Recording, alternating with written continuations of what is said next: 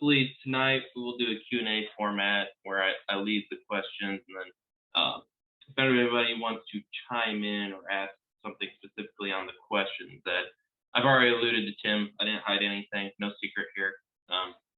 He already had a busy day earlier, so, and I already, waited last minute to get him to him. So one, Tim, thank you for your time for joining us tonight. I know you're a busy man. And then I will let you introduce yourself and your role. Yeah. Tim Birch, Executive Director, NSPS, and General Whipping Boy for the most part.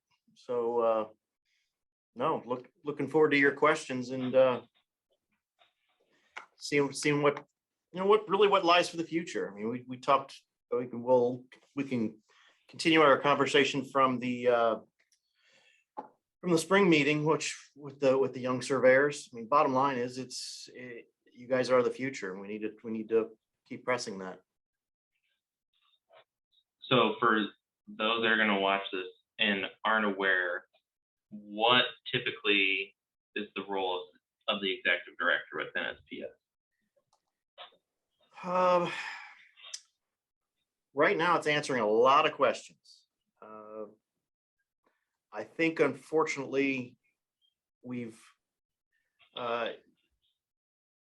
just been to a place where things have been running smooth for many number of years. Haven't went really looking for a lot of trouble. But I think also in doing that as an organization, we just kind of put the blinders on. So, one of the things that I think is very important that we do going forward as an organization, as a profession, I've really adopted somewhat of a new mantra middle of last year. It's evolution, not revolution. And we've got a lot of good things going on in the profession, but we need to evolve. And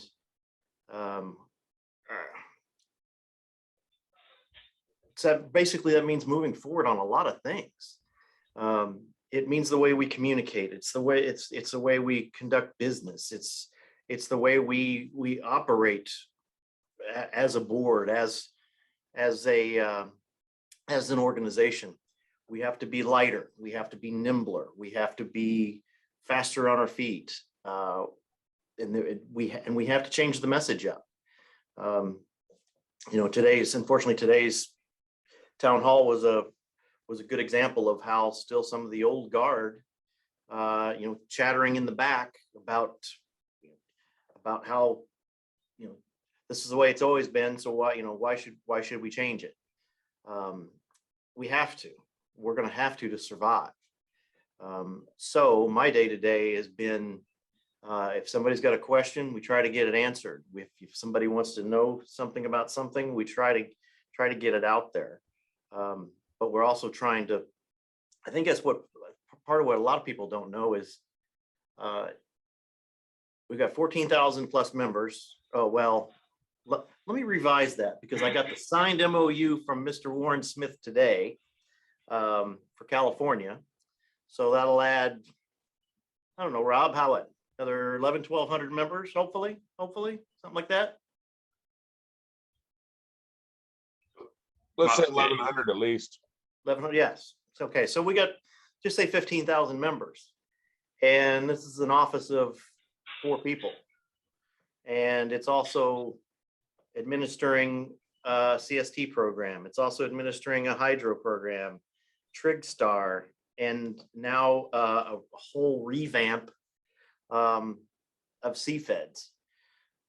There's just so much going on a daily basis, and these 3 ladies are just phenomenal. But people don't know that. People see a change, and people see a national organization, and they don't know really what we do. That was one of my pitches with talking to all the California chapters over the last several months was, for $1 a week, this is what your membership gets you. And it could be, it goes from land title survey standards. It goes, it goes through these certifications. It goes through the advocacy, the town halls, and trying to do some of these things.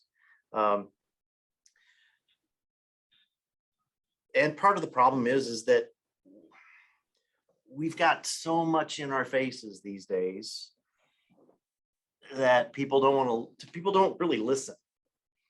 So, it's having to get in front of people. Last week I was, a good friend of mine, my first real party chief in Texas when I worked there for a short time back in the mid '80s. He's the chapter 5 president there in Dallas. He invited me to come down and speak to the chapter. And it was a good discussion, but it's not just somebody standing there saying, we're doing this and we're doing this. And it's a discussion. And so, making yourself available to have those discussions. Then on to Austin for the Texas board meeting. We're going to try to do more and more of these things that, there's a lot to running an organization than just sitting here answering emails and just being a switchboard. It's about thinking ahead. It's about trying to generate a few things. So, like I said, my day to day, I've got to remind myself every day, it's a marathon, not a sprint.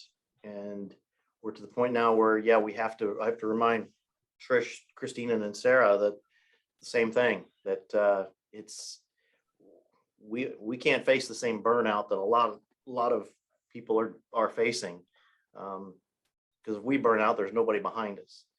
But there's a lot to do.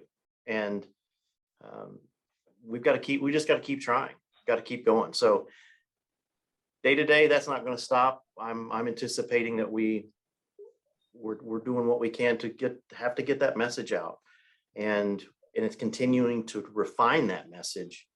Some of the things that I've learned just even in the past 4.5 months is that we're going to need to continue to refine that message. And it's not just targeting middle school and high school and even, early college.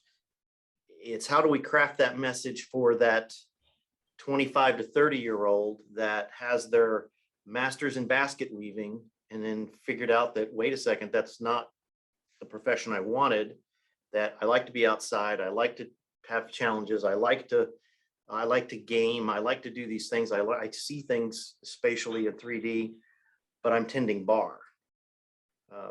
It's making ourselves in a place where we can communicate however and get their attention as well. It's really all hands on deck, and we've got to be able to pull as many people in as we can. So it's figuring out how to craft that message every day a little better, a little wider, a little more refined in places, and how to present that message. One thing that I do like about what Texas is doing, and I don't know of any other state that's doing this, some of their promotional campaign, they're still doing on Twitch, that they're paying for advertising of the profession of the association on Twitch.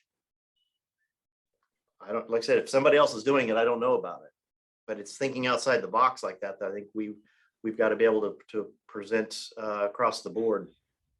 Hey, Tim, on that same note, I run advertising in gaming magazines. Sure. Yep. We have to, and Yep. it's all these places. Yep. What I guess the also thing that people don't realize is that it is $1 a week per member, and there's not a huge checkbook here to try to do as much as we think we need to wherever we need to. So it'd be nice, we need to figure out how to increase our revenues. That who's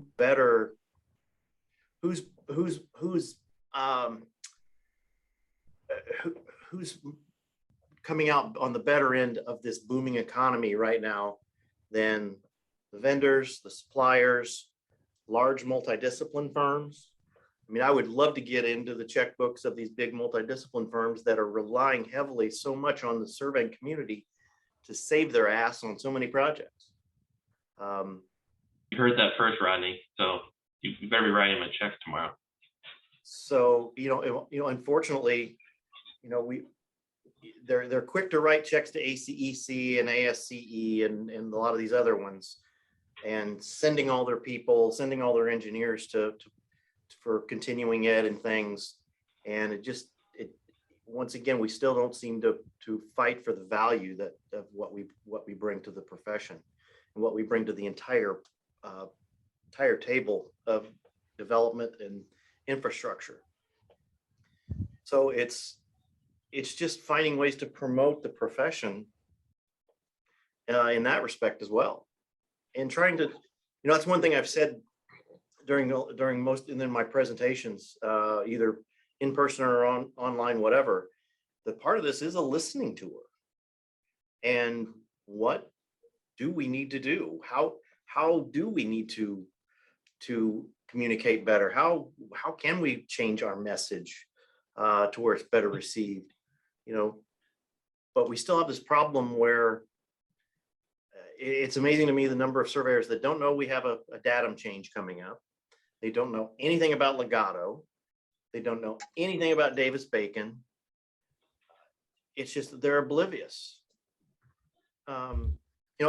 In fact, there was one very, very well-known surveyor from Alabama, and it was not Jeff Lucas, a little older than that. He called me 2 months ago, hotter than a hornet, just pissed off. What's this about the deprecation of the foot? What do we got to do to stop this? Because we cannot allow this to go through. And I said, Mr. Surveyor, that's out. That horse is out of the barn and gone. Where have you been? Well, this is the first I've heard of it. I can't believe we would have changed that. That's going to change every legal description in the United States. Okay, I'm going to disagree with you there, but my point there is that short of going and beating on people's doors, they're not going to, some people just aren't going to listen. So we've got to figure out tactful ways to be able to go out and do some of that stuff. So, part of that, Tim, goes back to 50%, right? 50% of licensed surveyors actually belong to a state association, or less than 50%, right? And so you're talking to the choir, to the ones that participate in the association, and then the other 50% are the ones that you have these conversations with and they're totally lost. So Rob had his hand up, so I thought while you had a breaking point there. Yeah, no worries, Tim. And this is kind of a follow-on. I think Trent and I have been spending too much time together, at least virtually, because mine builds right on that. So how NSPS, by definition, is the National Society of Professional Surveyors, right? But each of the licensed professionals probably has 3 or more technicians of some sort, some level, working under them. And what's NSPS going to do as far as outreach and changing the mindset, really, of those, helping change the mindset, not putting it all on NSPS, of the technicians, to move them from, yeah, this is kind of a cool job and I get paid well, to, hey, I'm a part of the profession here, just like an OR nurse is to a doctor, right? So what's NSPS going to do to make them feel more, I don't know, more apart, make it more inclusive for them? before you answer, I will say certified survey technician is on my questions. So you can segue into that and branch off anything you want. Oh, yeah, no, it goes even beyond, no, actually, it goes beyond CST, to be honest with you. Unfortunately, I've been reading too much material about really into human behavior and a little bit of sociology. And I'm not sure where it's going to go. I guess what we're going to try to do is change the message, try to change things to where it can be a little more receptive to the younger generation. Part of the problem is, and on several levels, is the message. Part of the problem is it could be the sweetest, most sincere message in the world. But if it comes from this, nobody's going to listen. There's certain segments that aren't going to listen. That's one thing we always talked about back in Illinois, that What's this? You or white man, older white man, this lens right here, He hasn't said gray hair yet, but he did say. that, we talked, like I said, we talked about this at length in our couple of chapters around Chicago, that if I went to the South Side, besides if I wasn't packing, that those kids aren't going to relate to me, male, female, whatever. They're not going to relate to me. And why would they listen to this middle-aged white man about why they need to be a surveyor? And I could go to the North Side. I could go to the affluent side. And they're going to look at me and say, F you, old man. I'm going to Northwestern. I'm going to be a lawyer because that's what mom and dad are paying me to go do. It's about having the right people delivering the right message. That's part of it. So that's why it is important that we embrace the diversity side of things. Because we need those people, not just and it's not about filling quotas and whatever. I think it really comes down to more than that. This profession now isn't just tall, strapping farm boys that are going to go cut through the woods. This is about geospatial data. This is about 3D modeling. This is about big databases. This is so much more. I always say, as a second generation surveyor, this is not my father's survey. It's not, because there's so much more to that. I recorded a podcast last week that will drop here shortly with a young lady that in her early 20s, she kind of stumbled back into surveying. She actually was helping her dad, went around the world with a contract and basically scanning Army bases inside. And so she really liked the whole idea of spatial data. Contract ended. She came back home to outside of Paris, Texas, worked in the bank, and decided, you know what, I really like that surveying stuff. So she moved to Dallas, got a job with a local firm. She's going to Dallas College, getting her degree, and she wants that LS. She wants that. And you could just tell, I mean, she's just so an enthusiastic conversation. That's the role models we need to be able to get that message out. Not me, not us older middle-aged white guys. We need to have other people give that message, because that's who they're going to listen to. And so we've got to be able to recruit from that end, not because we just need it from the optics. It's because it's a worthwhile profession that they can really get into. That, it's not right for a big part of my generation, male generation, to look back at somebody like Allie and say, no, you can't do that. It's just that's wrong. I don't want you touching my data. I don't want you out on my survey crew. No, it can't happen that way. NSPS, the profession, we all have to change across the board, or it's all going to go away. It's going to get absorbed into something else. Do we have all answers? Absolutely not. Do I think I'll ever come up with all the answers? I won't, but I'm going to keep trying. Can we use CST to do some of that? Probably. Can we use TrigStar to do that? Hopefully. But bottom line is, I've been kind of paraphrasing Shakespeare a little bit to say, well, first, kill half the baby boomers, and that'll solve part of our problem, because of the narrow-mindedness that the people that don't want to change, I like it the way it is. I don't want it to change. Just give me my flip phone and I'll be fine with it. That doesn't let people go forward.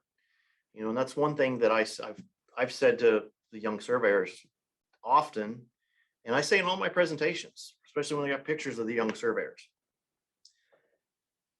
that I look back in early in my career, and there was literally no one that branched out on their own. Early, late 20s, early 30s, nobody. Very, very few.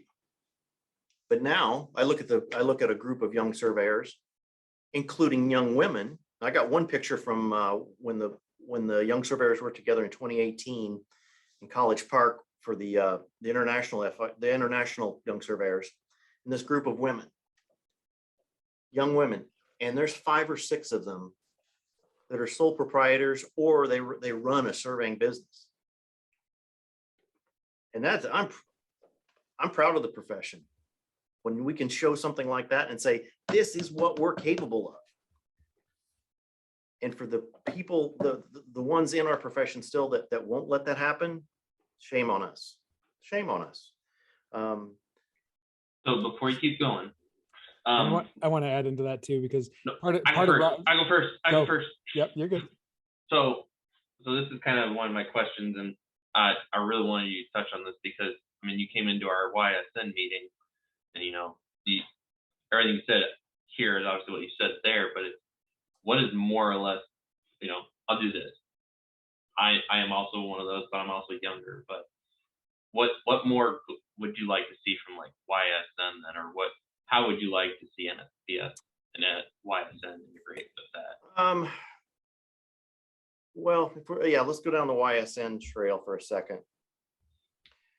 In a perfect world, I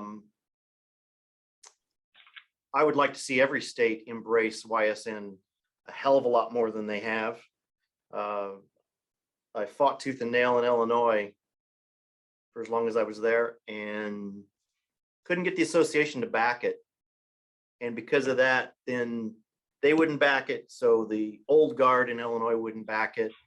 And so it just kind of died on the vine. I'm glad to see Marcus has stepped up and really pushed harder than anybody's ever pushed.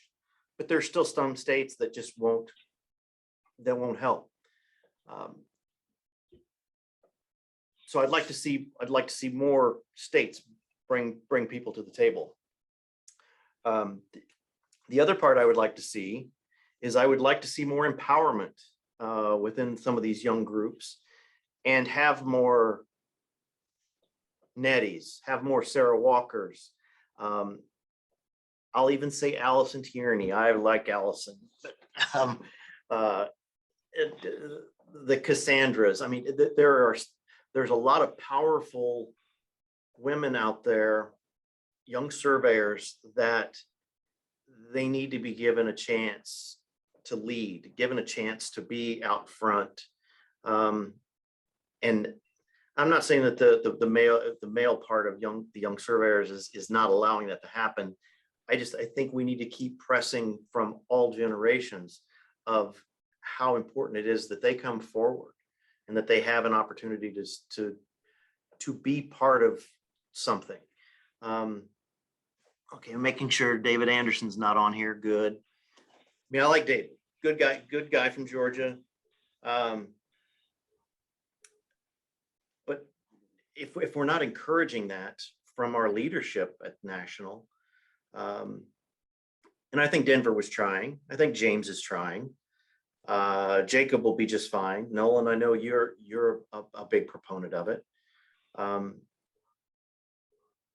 I just don't want to see this male run young surveyors move forward and become us and become what, for the most part, what our profession is. That has to change, and the change has to start there. We're not going to get it completely changed with the 40, 50, 60-year-old surveyors, because it's not going to change. It's got to start early. I'll jokingly say Rodney and I didn't attend the state conference, but I won't even name the state, but he was at the state conference. I did not go. And Kentucky. wow, you really went there, didn't you? And they apparently, looked around the room and they said, well, there's 3 women here. That's something. And I think when Rodney said that, I don't even remember what my response was, but it couldn't have been anything good. It was just Yeah, it's something you don't want to hear. Yeah, it's appalling. It really is. And that's why, it was important.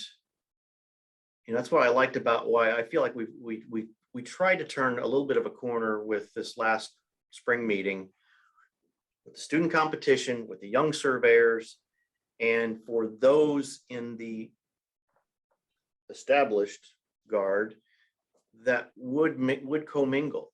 I mean, we've got so much to learn from each other that we're in this together. And, like I said, if the old guard wants to go off and be crabby and get off my yard, get off my lawn, whatever, that's fine. But don't impede what we're trying to do. Because that was one thing that bothered me about last fall in Oak Brook, was all the young surveyors lined up on the wall like it was like a high school dance. And you weren't allowed to come in the middle. That's garbage. Like I said, in a perfect world scenario, I'd like to see more involvement from the states and that young surveyor sitting right beside that director. Period. Input from both. Now, that being said, I think our board of directors is too big. We're a victim of that success of going to 100% membership, and making all of these states now have directors. That's one reason nothing gets done, is because every director now has a vote, and every director needs to have their own voice heard, and things just sit because we're all out there beating our chests, and things just don't get done. And everybody wants to be, everybody wants a participation trophy. I think, but it would be nice to have more input from more, but to add young surveyors to that now, I think would just really muddy the water even more. I really would like to see that become basically not the governing body, but that's the one that, that back in the day, when there was the Board of Governors, that was the place where everything was talked about. It was an advisory board, but so much stuff could get done.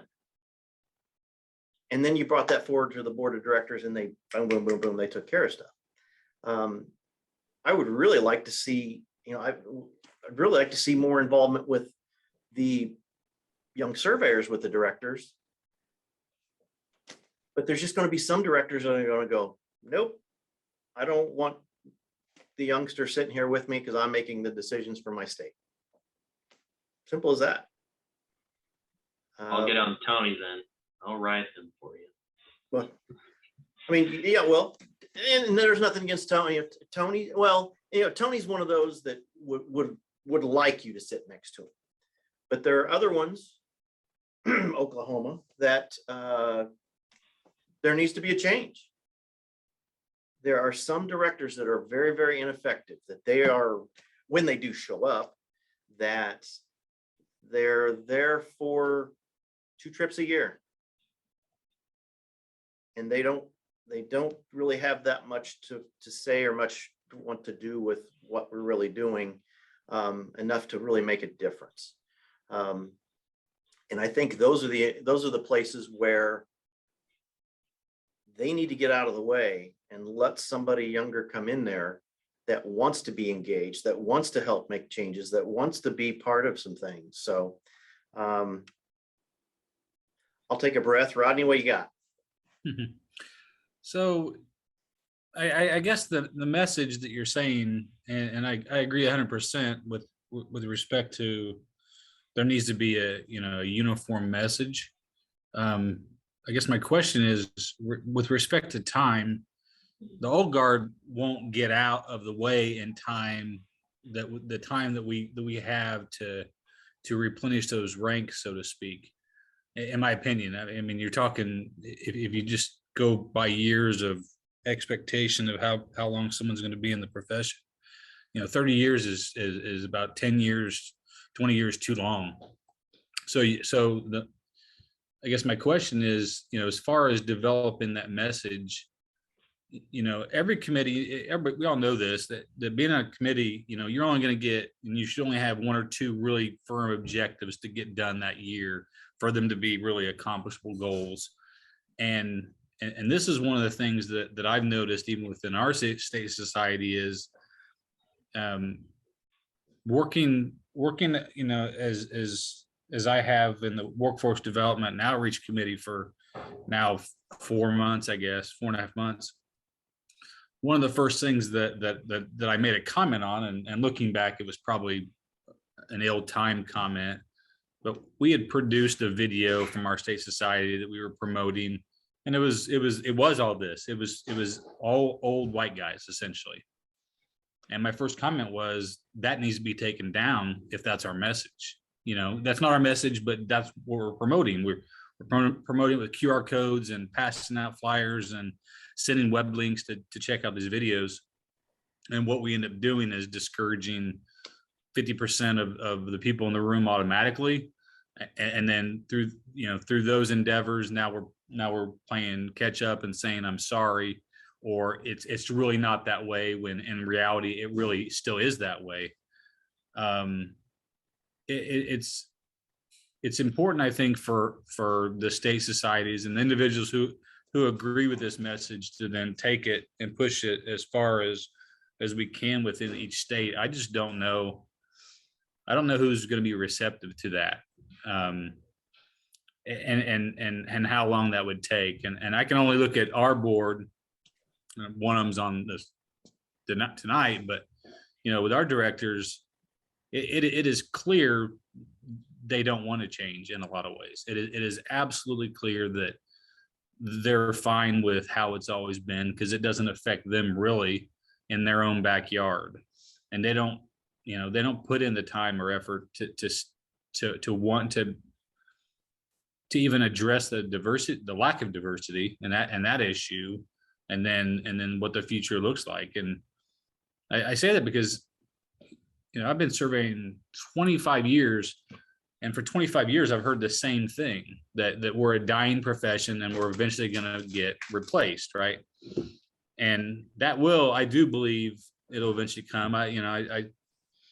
You can look up all the statistics from labor and whatnot, and find that yes, we may not be diminishing in numbers from a professional sense, but the age group is, they're closing.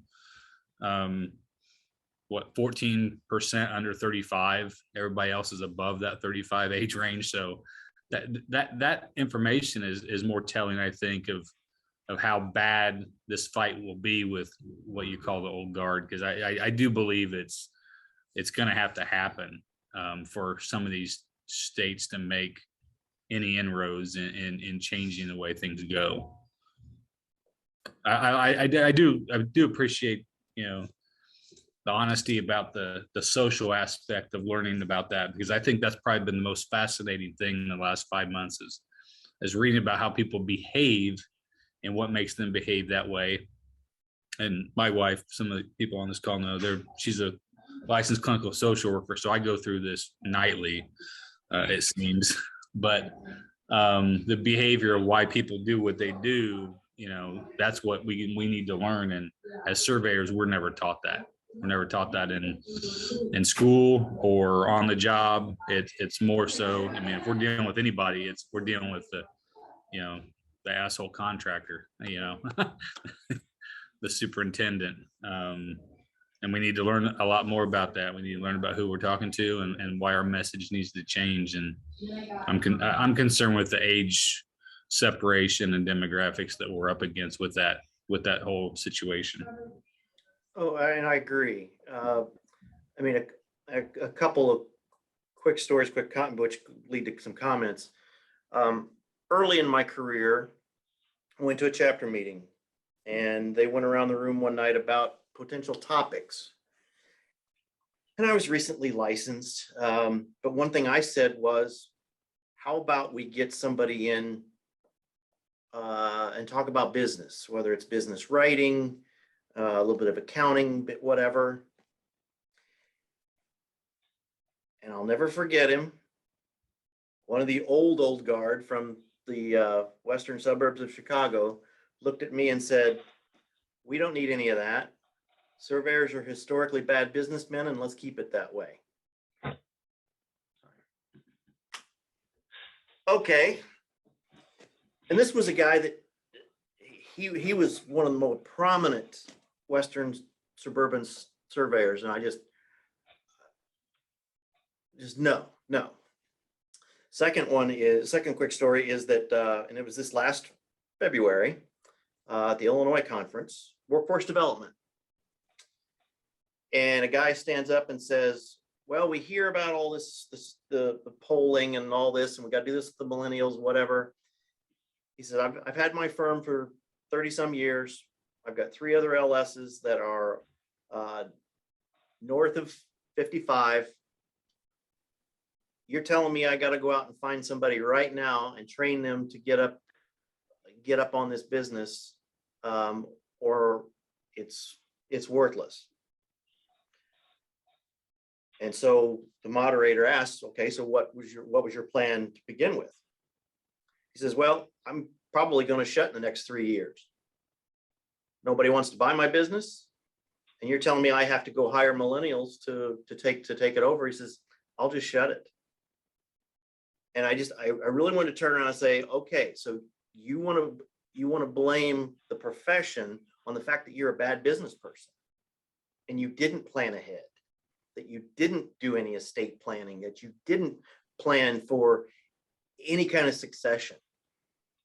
So it's the younger generation's fault that all this has happened. And unfortunately, I think that's Tim? part of the problem. Yeah.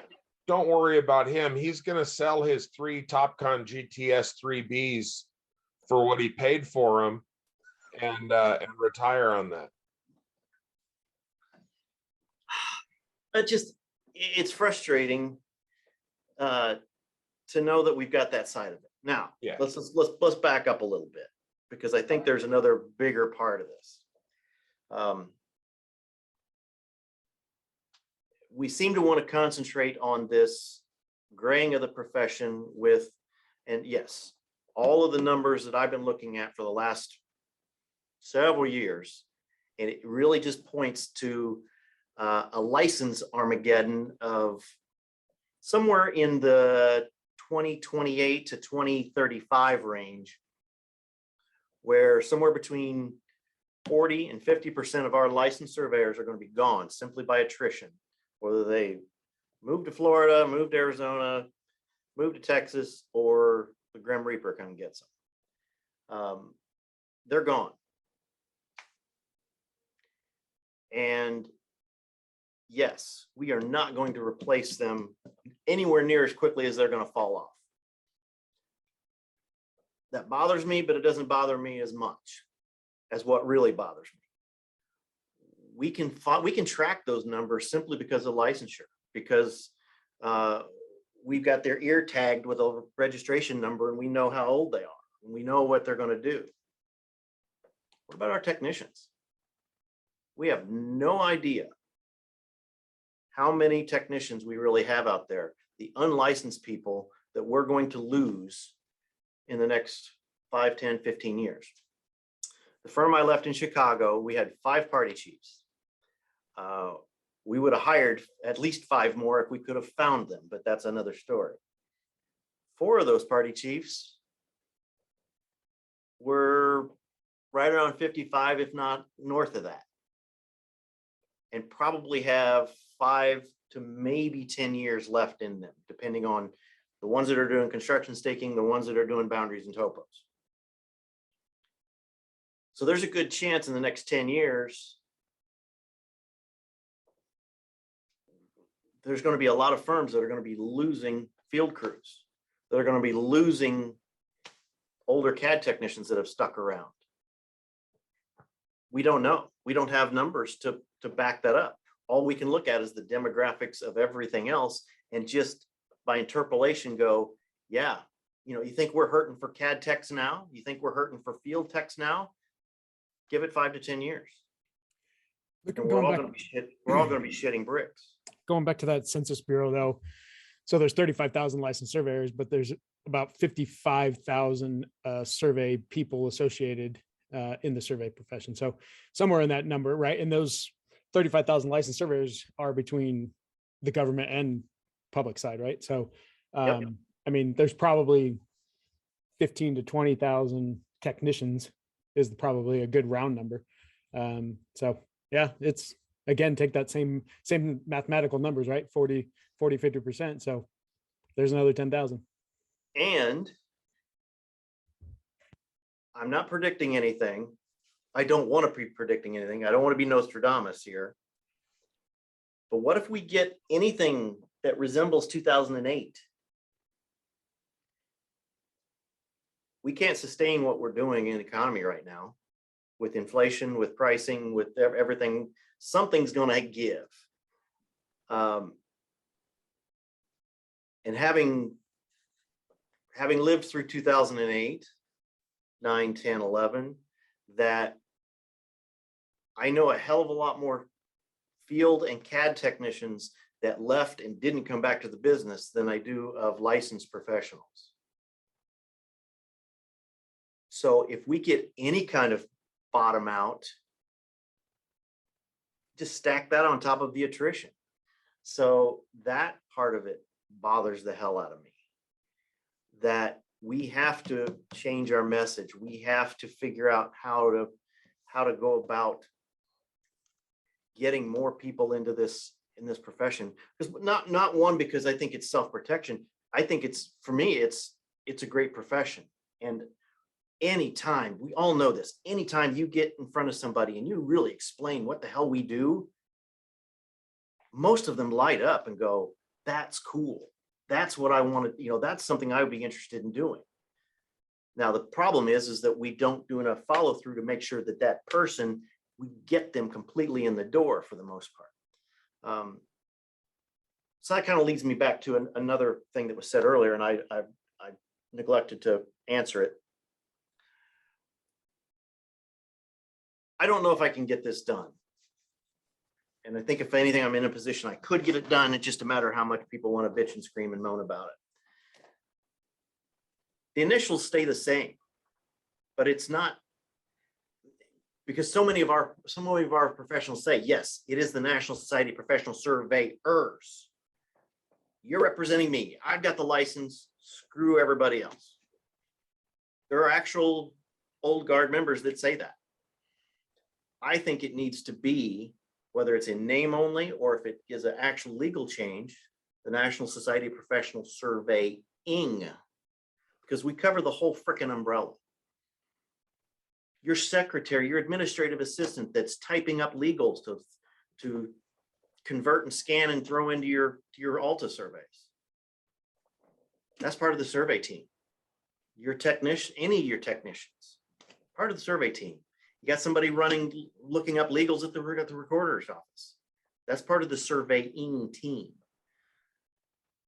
And they deserve to be represented and promoted no different than a license. So like I said, I don't know that could ever happen, but I'd like it to be, even if it's unofficial, because to me, that's the biggest part of it. It's about the team. It's not just about the license. I'm not saying the license isn't important. But it's the whole team. And, you know, yes, it used to be that one license oversaw one field crew, which whatever. Now it's one license to what, 3, 4, 5 to however ridiculous amount of people we want to put under them, especially one-man crews. I'm not so concerned with the licensing falling off. I'm concerned about the people that are actually doing the work. So bottom line is, what do we need to do to change that? That's why, I did say to the young surveyors there in Arlington, and I'll continue to say it, is that you're our eyes and ears, and you know what needs, how things are going out there. You know how we communicate. You know what got you into this field. I know what got me into this field, but that was a hell of a long time ago. What got you into this field 5, 10 years ago? Maybe even that's changed, but it's going to be a lot more relatable than what I know. So what do we need to change? What do we need to adapt and bring things together? I still think the CST program is a fantastic program. We are in the process of refining some things. I think the board is finally listening to changing a few things. I will let you in on a little secret that they're going to reduce the number of questions on some of those and not make them so archaic in some places. Finally, don't get me wrong. I think all aspects of chaining are important, but some of it could probably go by the wayside, and it's not going to be a big loss. Not the coefficiency. Yeah. We're going to get rid of that question. Well, I hope so. But to go from 200 questions down to 100, I think is a good thing. And I don't want this to ever be misconstrued as we're making the test easier so we get more people in it. I just want it to be more manageable. I want it to be more relevant to what we're doing today. We really don't need to know about sunshots, even though, hey, we'd love to be able to explain to somebody how to do it or shoot Polaris or whatever. But you know what? Fine. Look it up in a book and go do it on your weekend. It doesn't apply to your job today. But I will say where the technicians can go, field and office, those same 5 field crews I talked about, those same 5 party chiefs, all of them are making 6 figures. Now, well, that's Chicago. Well, no, it's still Western suburbs. They're not living in high rises downtown. That's pretty good living. But then I've been on the flip side of that. In this same state of Illinois, I've got a good friend that lives in Southern Illinois, that he was completely against. Well, this is going to get not necessarily political, but a little bit. He was completely against the big push for minimum wage, $15. He was completely against it because he didn't want to have to raise the rates or pay his rodman that much money. They were good where they were at $10 and $11 for their rodman. What the hell? How do you expect somebody to live on that?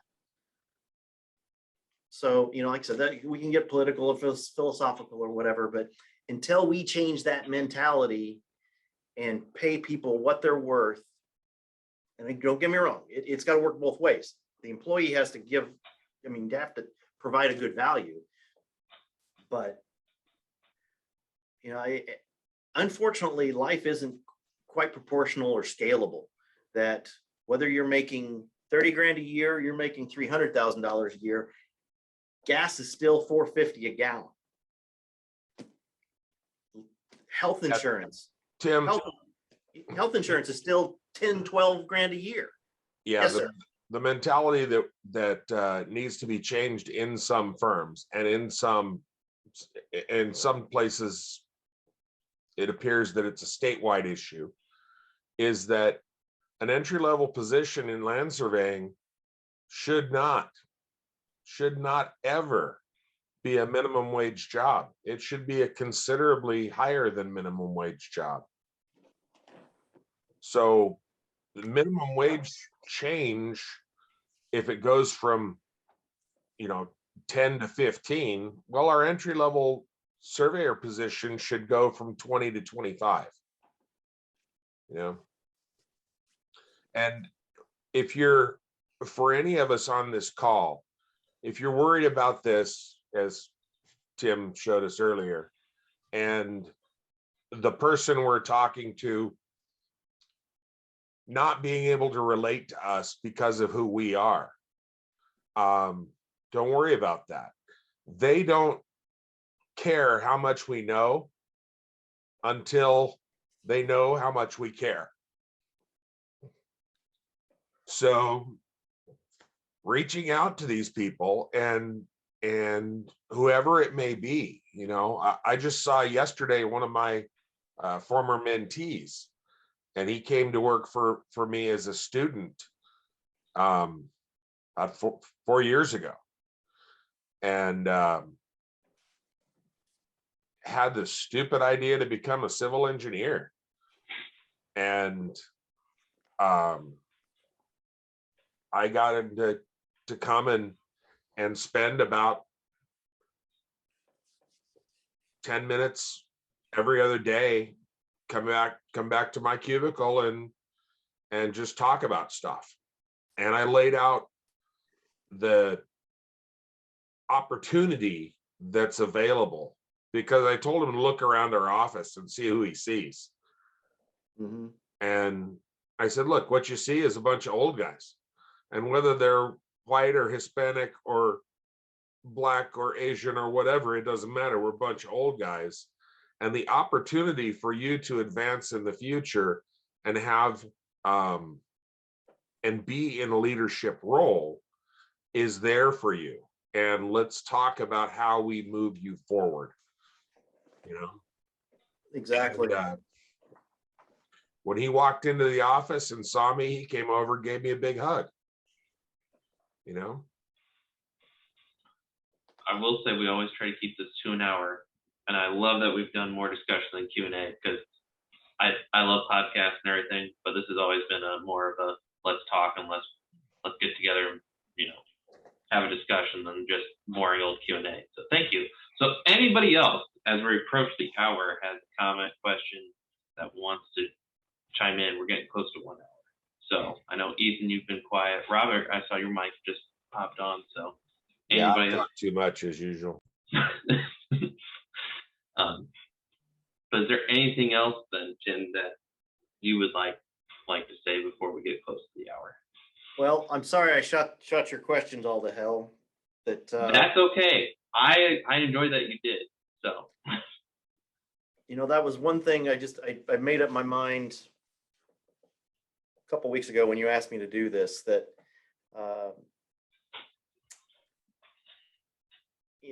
at some point there has to be some brutal honesty, whether it's popular or not, that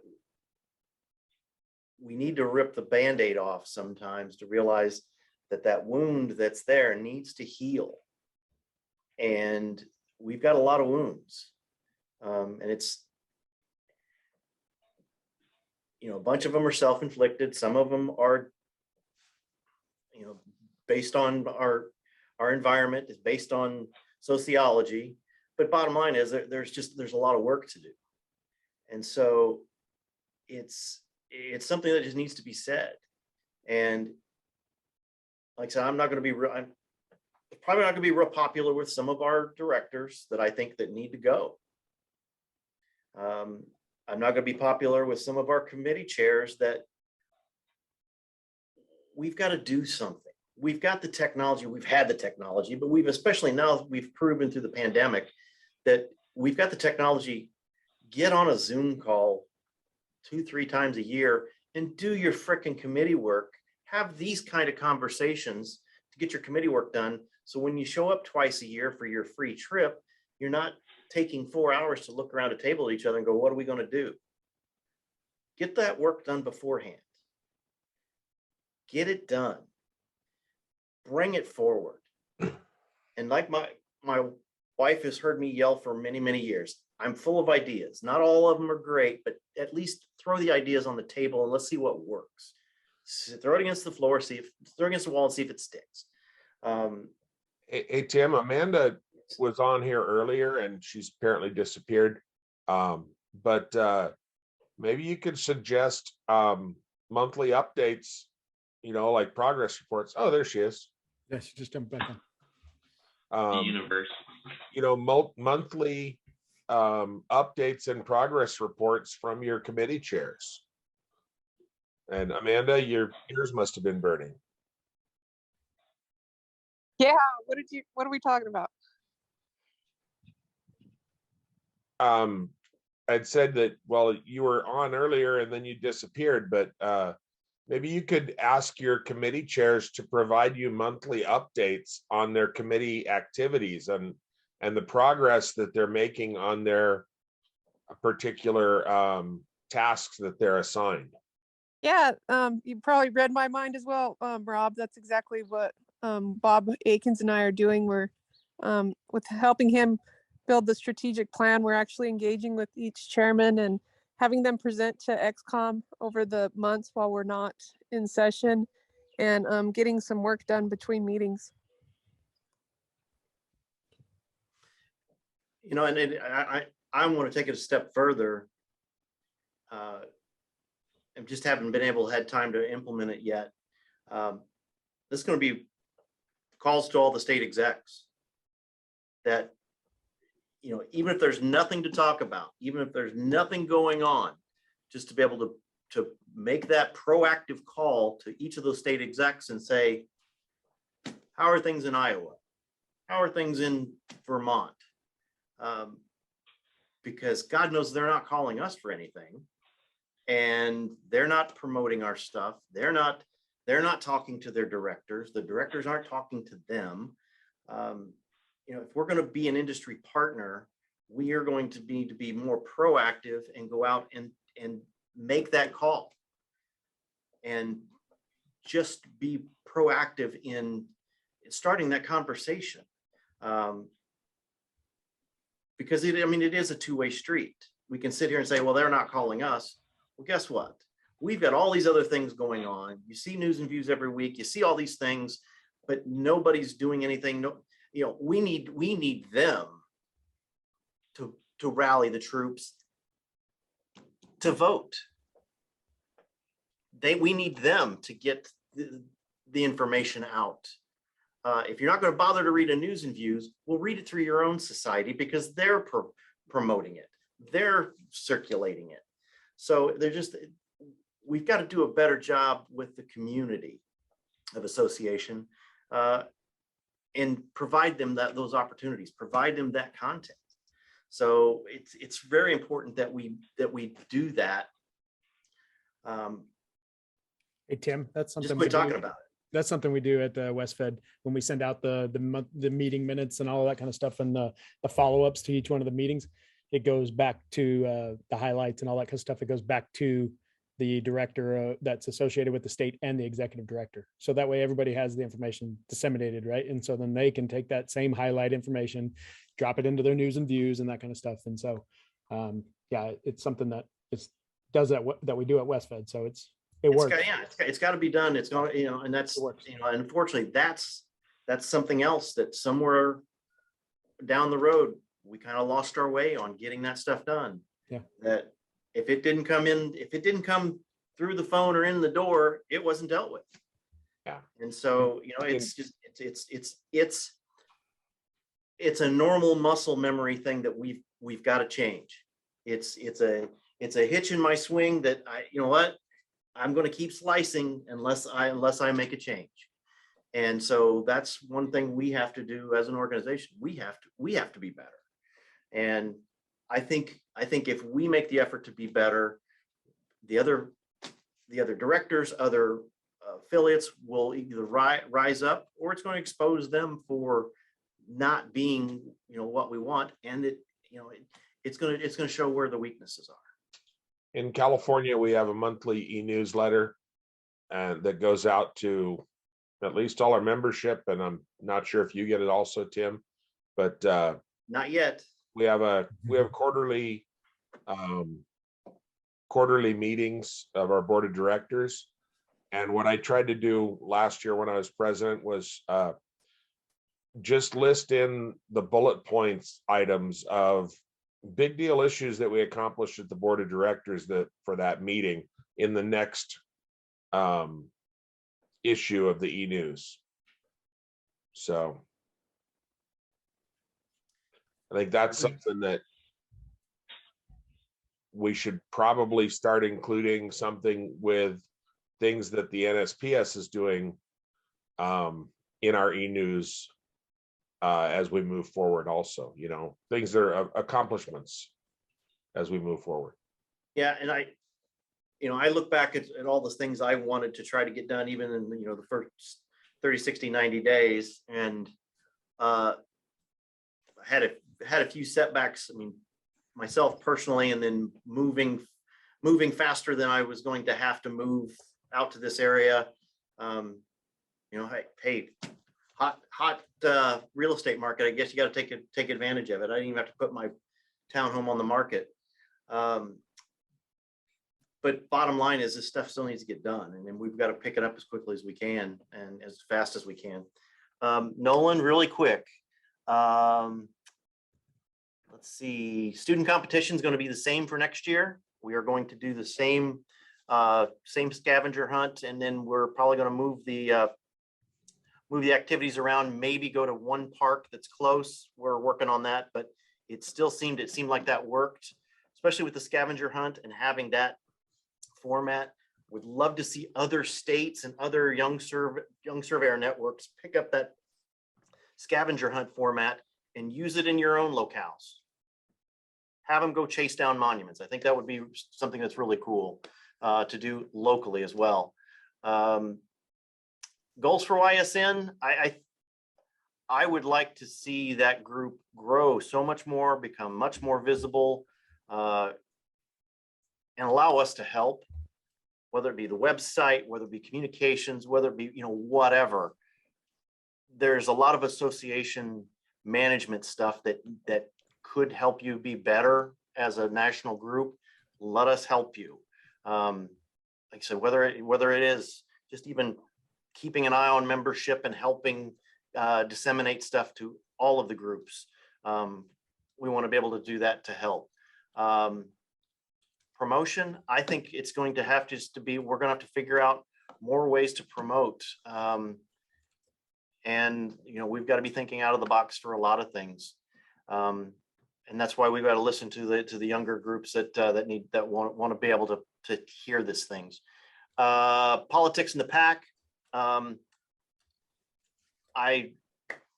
Politics is politics, and unfortunately the PAC is one of those necessary evils to be able to get something done. So you know what, for what it's worth, it does help us get in the door, and it helps us have a voice and a face and a voice to a lot of these legislators that know us now, that we've been there time and time again. So that's one way to get in the door. I don't like buying my way in the door, but sometimes that's just what it is. Nope, that one was just really quickly. I understand the difference. Just those that don't understand what you said in your podcast. We don't do politics, but there's the PAC. So there's a difference. Yeah. Oh yes, there is a big difference. Yes, NSPS does not do anything continuing education because our affiliate partners do not want us to. And to be brutally honest, a lot of the states go into continuing education. That's what killed ACSM for the most part. The last ACSM conference was in 2010 in Phoenix. What typically would be it was anywhere from 12 to 1,500 person attendance was 200. So because everybody was staying home for continuing ed, and we were coming out of a recession, so that didn't help either. I don't necessarily want to get us back into the continuing education business, but I would like to figure out a way to work more with the states and provide content that is a little higher level than what a lot of the states are needing or requesting. So I don't really want to see that as a revenue generator, because that takes away from the states, but I also want to be able to bring in different subjects, more interesting subjects, and like I said, a little higher level things. National Surveying Conference, yes, the FIG next year in Orlando. You'll hear much more about that from me soon. I think it's something that everybody that is looking towards the future, it's not for something for our directors to go to. It's not for something really NSPS. Yeah, we're going to be involved, but anybody that's in the association in the leadership role, or leaderships, yes. Directors, no, they're not interested. We need people that are interested to go and experience a national conference with international vendors, international topics, and I think they'll be very, very well received. That being said, 2024, we are in talks with ERISA, UESI, SAGES, AAGS, and I think there's one more about having a national conference sometime in probably June of 2024. And hopefully it can look something like more like a national conference. I mean, it's really too bad because of getting away from the ACSM conference that now, not going to say anything, you know, it's good we have Trimble Dimensions and Hexagon and the TopCon Roadshow and all this other stuff, but we really need one survey conference that would allow that to happen. I think, you know, I think it would be a Geo Week and UVSI and a lot of this, or AVSI, whatever, all these things together, along with a lot of survey stuff. I think it would be very well received, but we'd have to really put something together. Planned visits, I'm going to be a little bit of everywhere. Hexagon, Esri, for the UC. Looks like I'm going to NCWS in August. And then conference season starts again. So yeah, we'll be a little bit of everywhere. And really to answer, there was a, let's see, hold on a second. That was a question from Rob about the NSPS website. If you haven't heard my spiel about this yet, it's full of great information. I hate it. I want to blow it up. I want to reformat the information section to where it's got to be kind of the way it is because it's built on your membership, their set of web parameters. If you're spending time answering questions, each of those tabs could have an FAQ at the bottom. Yes. Right. Yes. So you go, oh, that's in the FAQ under that. Or if somebody looks at those tabs, they can just see, oh, it's got FAQs. Oh, each of these has an FAQs, and they can read that and not bother the central office. Well, you know, the funny thing is, can't even get our own officers and directors to figure out where stuff's at. And it's not hard. It's not hard. It's operating documents. Go here. This is where the stuff is.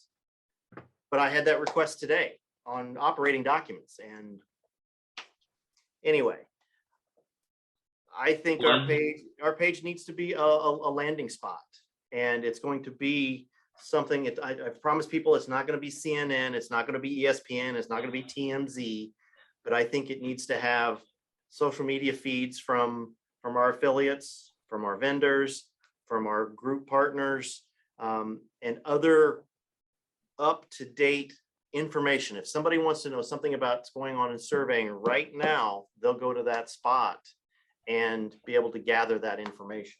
So hopefully we're going to try to put something together, because I want somebody to be able to come there, not to necessarily find out, I need the latest ALTA standards. I want to know what's going on today, or at least within the last 48 hours, what's going on. So I think, you know, I really want to see something like that. And it's just a matter of finding time to build a front end like that. And we're going to do it. Trisha's very, very pumped up about getting it done. She's a great programmer, but we're going to try to get that done, because I think that's important. If we're going to have people want to come to us for information about what's going on, that's what, you know, we've got to be able to provide it, bottom line. But I do like the FAQ idea. Thank you, Rob. One, And we with didn't that- have to do that. I appreciate all it, the rapid fire. Q, I know we're out of time, but one more question for you. Yeah, You like answering questions or you like asking questions? I think you do a good job of answering questions too. I'm far away. No, I just meant because usually you're on the podcast. How do you like being on the opposite side? Oh, I don't mind it. No, it's fine. It's fine. That's, and that's, that's part of this job and part of making the rounds. People gotta have questions about what's going on and what's next and what can we expect. If I don't have the answers, I'm gonna try to find the answers, just like surveying. I don't have it all memorized up here, but I know what book I'm gonna go look in. They're in the FAQs. Mhm. Perfect. All right. Well, unless anybody else has anything else, one you can email Tim because I know he's still at the office and it's 8:15, so he's got to get home. So as always, thank you everybody for joining another month. Appreciate it. Live as always. So I will Yes. catch you guys Thank you. next month. Thank Hey, you. Nolan, plan to come out to the NALS and CLSA conference in Reno in March of 23. March of 23. I'll put it Yeah. on the calendar right now. All Wait, right. March, It's the- as long as it's it's the not overlapping. No. It's the As long as weekend it's not before. overlapping. Our Okay. conference ends on Tuesday. Spring meeting starts on Wednesday. We're good. You want me to be out 2 whole weeks not doing anything? No, We're good. our conference isn't 2 weeks long. It's only like 4 days. It's good. All We're right, as good. long as it Friday doesn't night. Come out Friday, conference Saturday, Sunday, Monday, Tuesday, fly out. Go to half day Tulsa. Tuesday. as long as it doesn't overlap the student competition, because there's a lot of work in that. I will attest to that right now in front of everybody. I will be there. All right. Thank you guys. Bye, Thanks. guys. See everybody, See you later. thanks. Thanks, everyone. Check your email, Tim.